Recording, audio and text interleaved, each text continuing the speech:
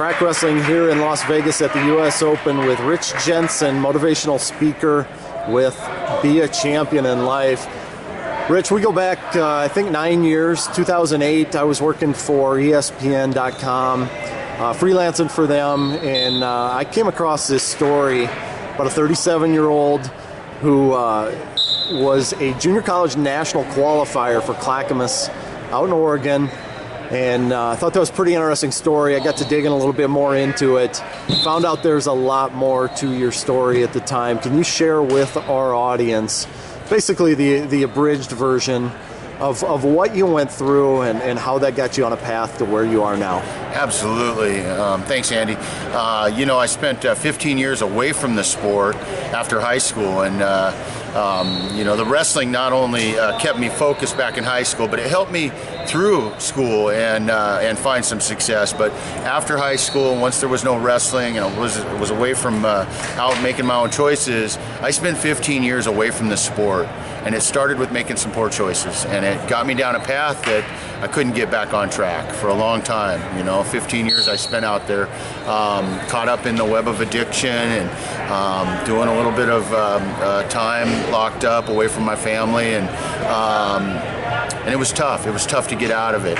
But 2003, when I finally started understanding that I needed to figure out a way out of this, this lifestyle. I realized I needed wrestling. I needed wrestling to restructure my life around it and to help me find success. And I knew that it was going to be the linchpin to helping me out of the worst place I could be in my life.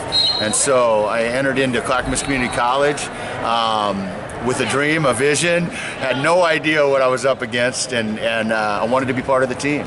And it wasn't necessarily about wins, getting my hand raised in the center of the mat. It was about winning my life back.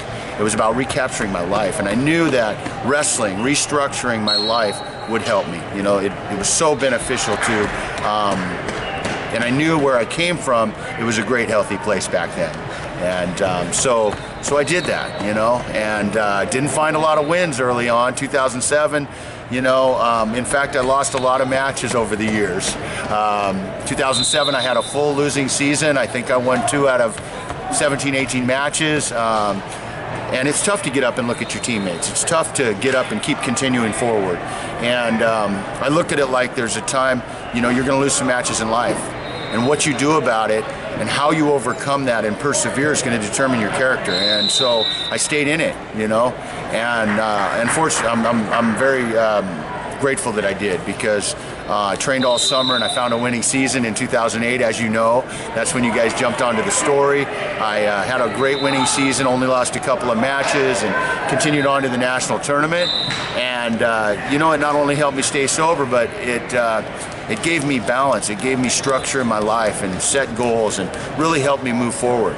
And once I graduated in 08 from college and found that success, I rotated into the Masters, the Veterans Division, and I've competed there the last 10 years. And I'm a 5-time All-American. I've wrestled at the World Championships. I'm a national champion. And during that time, I got some notoriety because ESPN jumped on board and put a documentary out on national television.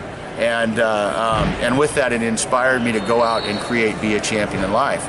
And so, because I knew the impact that I could make on youth and on people, about the importance of making good choices and setting goals. And it's never too late to go back and capture your dream, and as we know, it's important to all level athletes, So I travel the country.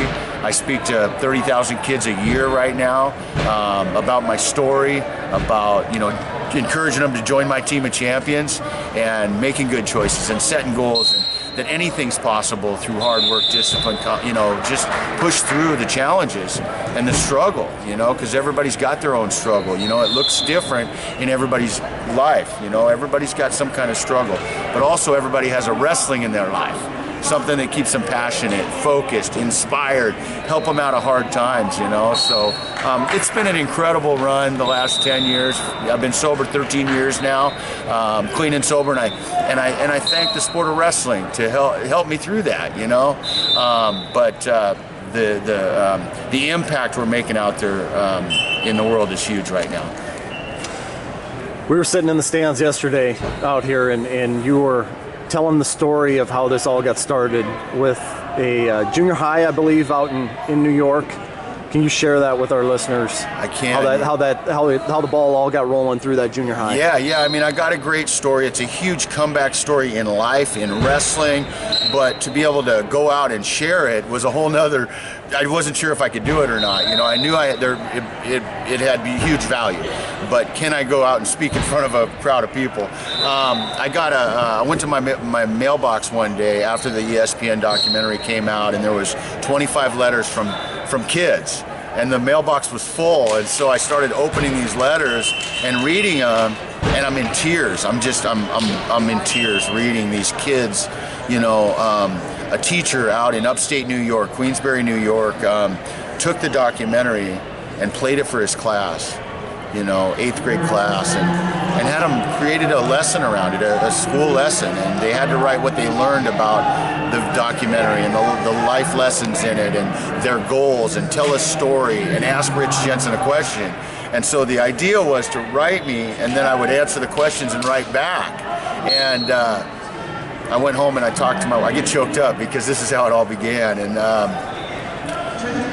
so I called the school and I said, you got these amazing kids that are writing me these letters, and I want to jump on a plane and come out and meet them. I don't want to send them a letter back. And so 2 weeks later, we jumped on a plane and flew out to upstate New York, and I spoke in front of 750 7th and 8th graders in the gymnasium, and it went incredibly well. And then I had a private session with these kids. And so I had some one-on-one time. I got to answer their questions in person. I traveled with the Emmy Awards, so they got to take pictures with it.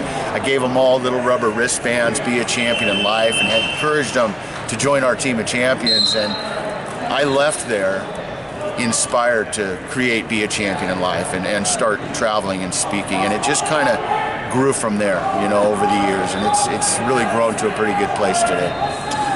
Back when we did the story, I think your dream was to open a automotive shop, a repair shop. You went on and did that.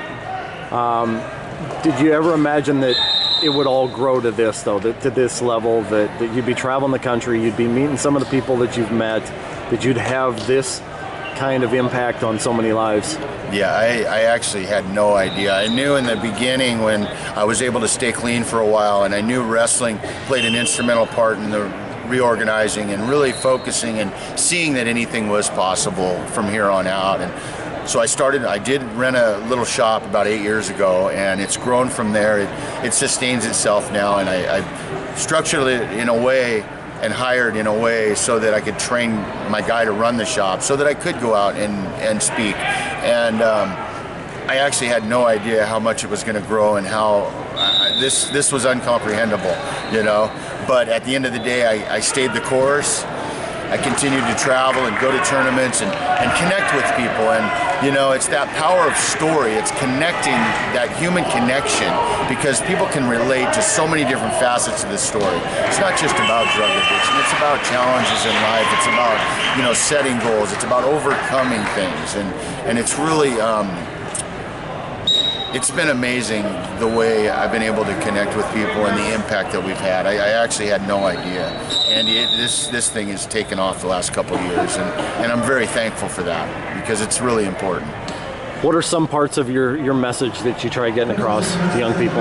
Yeah, well, one of the things I try to relay is that there's hundreds and thousands of kids out there that are joining our team, you know, that are deciding, you know what, I'm not going to fall for the peer pressures and experimenting with drugs. I'm going to focus on my goals.